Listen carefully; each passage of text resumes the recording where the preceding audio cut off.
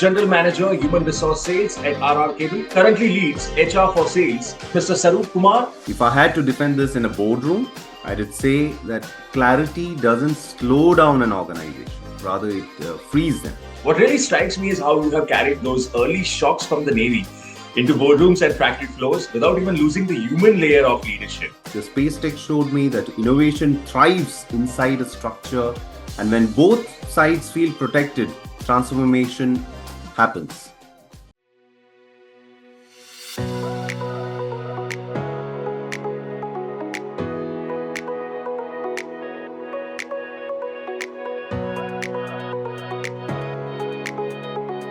Hello, everyone, and welcome to FaceTime with Leaders, powered by Directors Institute, World Council of Directors. I'm your host, Sunny Pancholi, and today we have got a conversation you will genuinely want to stay for. Because today's guest is the kind of leader who can walk into a room full of complexities, factory floors, startup labs, and even aircraft carrier command rooms, and calmly say, let's understand people, align the system, and build something that lasts. Joining me is Mr. Sarup Kumar, General Manager, Human Resource Sales at RR Kabel. Mr. Sarup currently leads HR for Sales and is spearheading a large-scale organizational transformation with one of the leading Big Four consulting firms. He has served as head of program at Agnikul Cosmos, helping build one of India's most advanced private space startups. He also served for over 2 decades in the Indian Navy, rising to Director, Human Resources, where he crafted HR policy for aircraft carriers, led change management in India's largest indigenous defense project, and shaped talent systems for thousands of personnel. Mr. Sarup isn't just an HR leader, he is a transformation architect across sectors, defense, deep tech startups, and large-scale manufacturing, working across strategic workforce, planning, organizational change management, HR analytics, DEI, leadership succession, and digital HR systems. Mr. Sarup, I'm genuinely excited to have you on the show today. Thank you for being here. Thank you, Sunny. It's a pleasure having you and having given me this forum. Thank you. All right, so let's jump into segment one, the journey. Mr. Sarup, can you take us back to your early career? I mean, what's something that surprised you about leadership? Not the job title, not the authority, but the real day-to-day reality of leading people and outcomes. Something you did not expect when you first stepped into a leadership role. And I ask you this because your journey spans Indian Navy, a space tech startup, and now enterprise transformation at RR Cable. And that kind of evolution usually reshapes how someone defines leadership. So yes, please share your journey with us. Thanks, Sunny. Quite an interesting query. In fact, when I first stepped into leadership, I genuinely believed that rank and training would be that which is carrying the weight. Coming from the Navy, you grow up believing that hierarchy, discipline automatically would create an order. Now, what surprised me was that how little authority mattered in moments of which truly counted. Very early on, I realized something, when an old naval instructor once told us that your stripes don't calm a crisis, your voice does.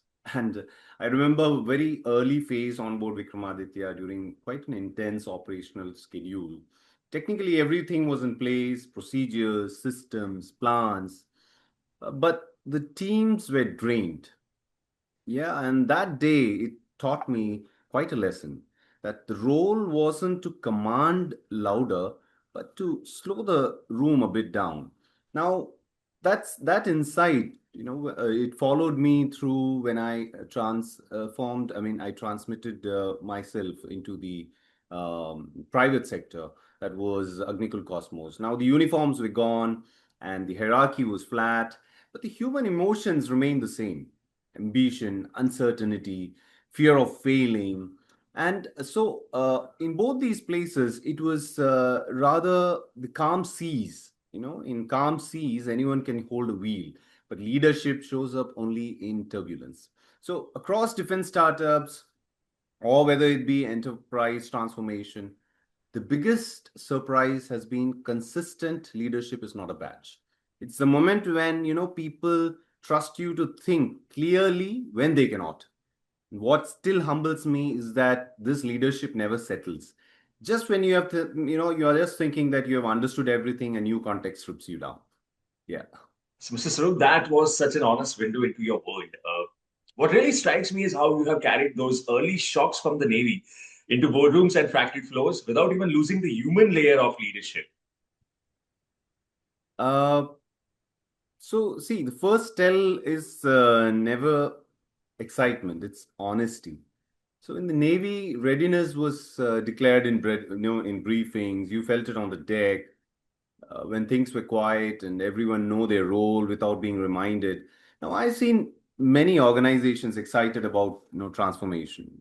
So slides look great, town halls are energetic, but readiness really shows up differently. As once a leader once told me that excitement is noise and readiness is discipline. So I have misread this myself earlier in my career. I assumed alignment because leaders agreed quickly. But later on, I realized that quick agreement often hides unspoken resistance. So at RR Kabel, now readiness became visible in subtle moments. Now, when a senior leader openly questions a legacy system or a process that has delivered results for years, now that takes courage. As they say, nothing is harder to let go of something that once worked. So transformation is not easy. Now, the clearest signal for me is when people stop asking what will change and start asking what they must unlearn. Now, that's when the transformation from presentations to behavior starts happening. So that's about it, Sunny. Yeah. Rightly said, Mr. Suru. So, continuing this conversation, you have worked across almost the entire people and organizational life cycle: workforce planning, performance management, learning systems, HR technology platforms, succession planning, organizational design, and culture change. If I put you in a boardroom and said, Mr. Saru, we can only fix one thing first to unlock momentum across the enterprise, what would you choose? And how would you defend that choice to a skeptical executive team? Well, quite an interesting query again, Sunny.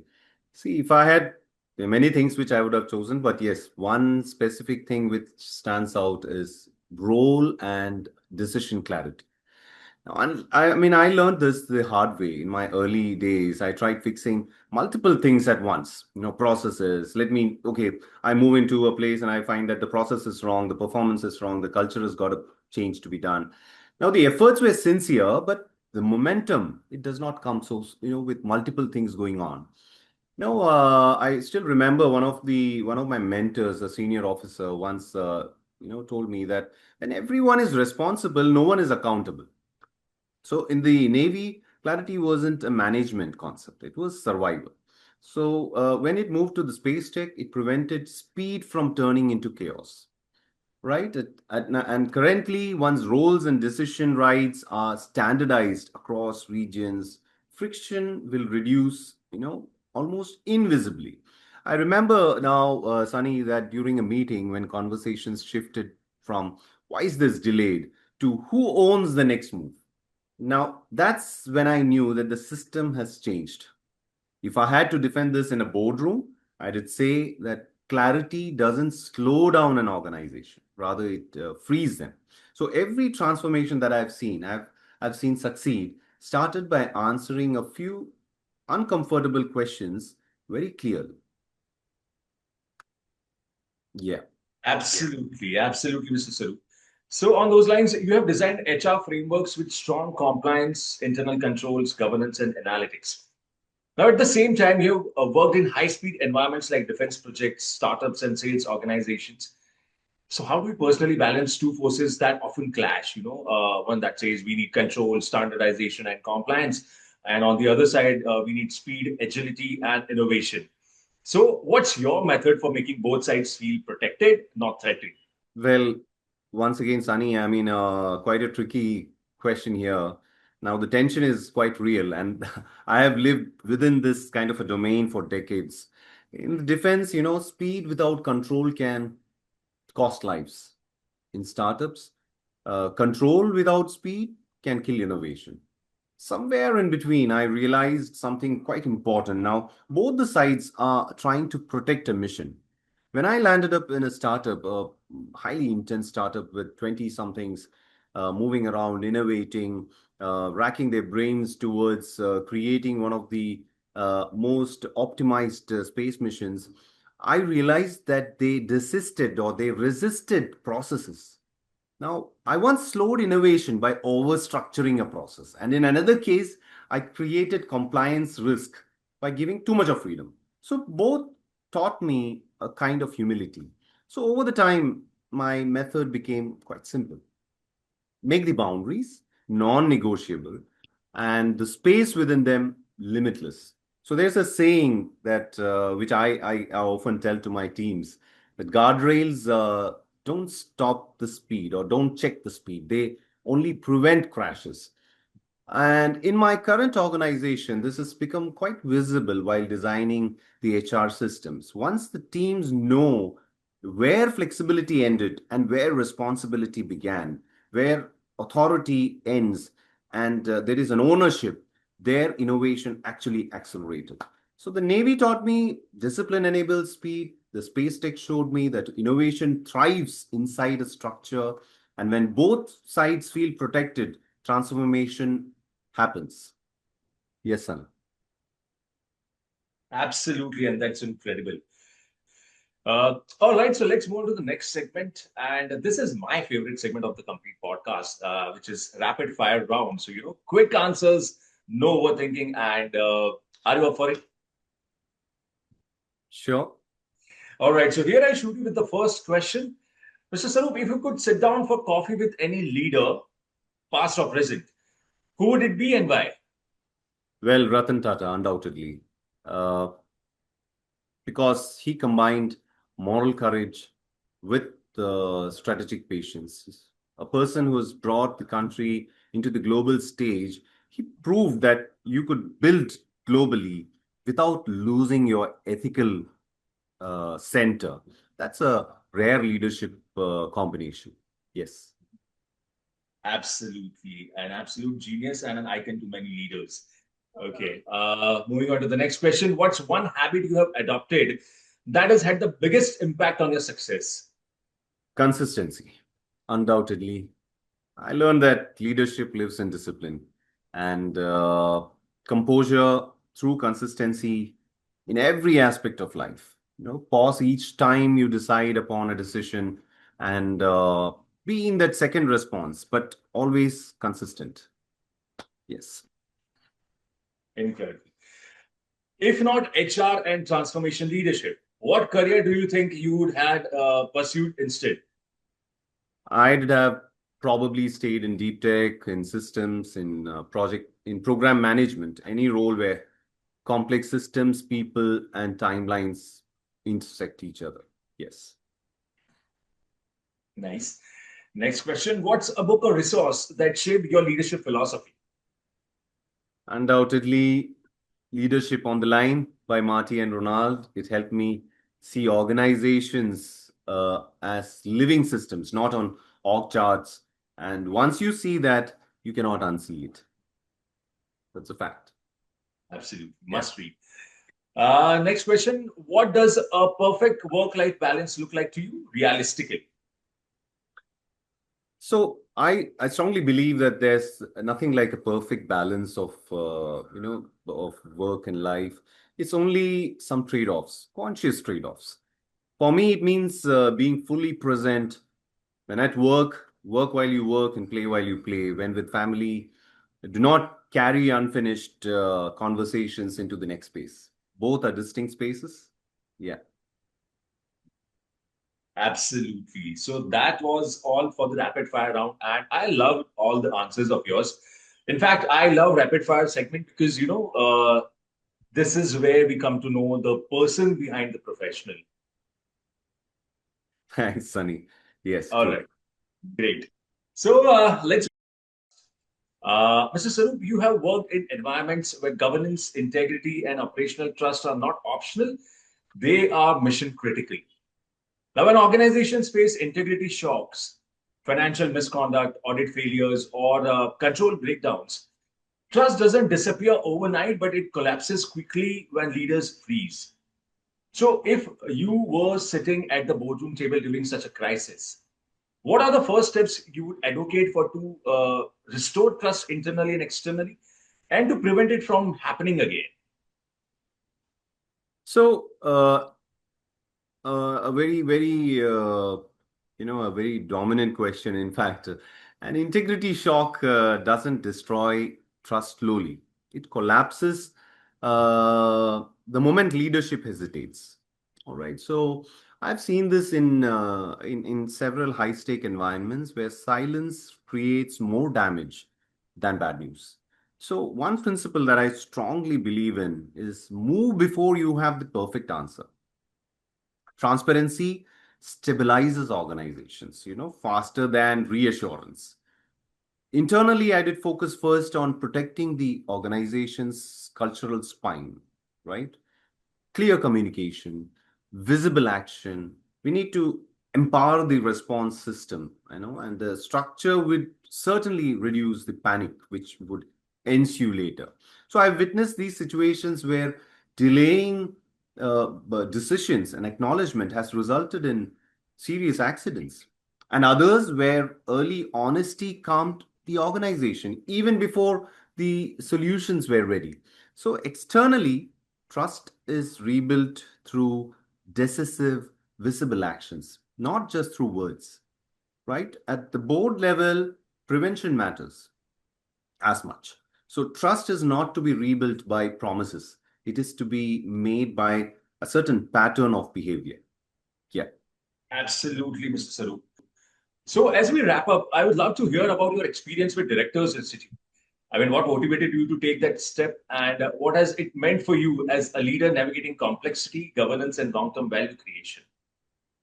So, frankly, Directors Institute happened while I was realizing that the operational excellence alone would not carry me further, and I've been quite inquisitive about understanding how organizations are moving ahead.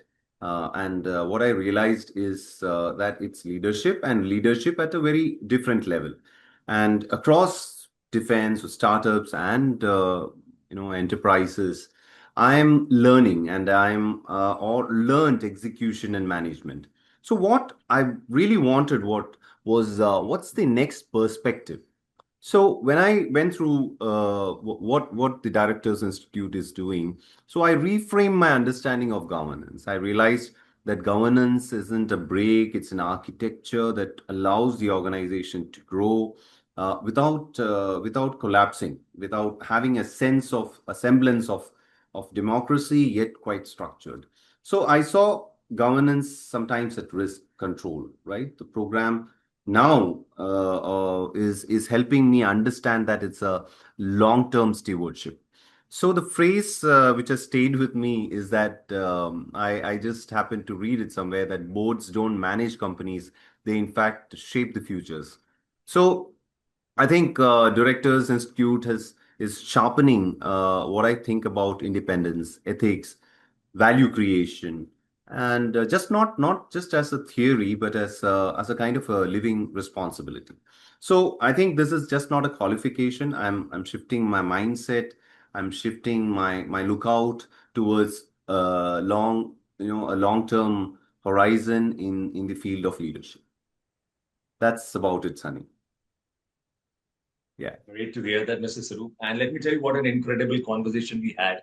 You know, you brought something rare, the ability to talk to people, transformation and governance, not as corporate theory, but as lived experience across defense, startups, and enterprise organizations. So, thank you for sharing your journey, your insights, and your leadership philosophy with us today. It's been a real pleasure, Mr. Sarup. Thank you so much. Thank you, Sunny, for those wonderful questions. I think it prodded me to come out with some things which were in my in the memories. But wonderful having you here, and thanks. Have a good day. You too have a great day ahead. And thank you once again for joining in. And to all of you watching and listening, thank you for tuning in to another episode of FaceTime with Leaders, powered by Directors Institute, World Council of Directors.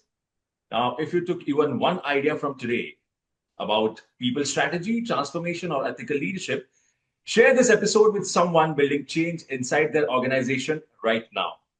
Until next time, stay curious, stay courageous, and keep leading the way. Thank you so much. I will see you in the next episode.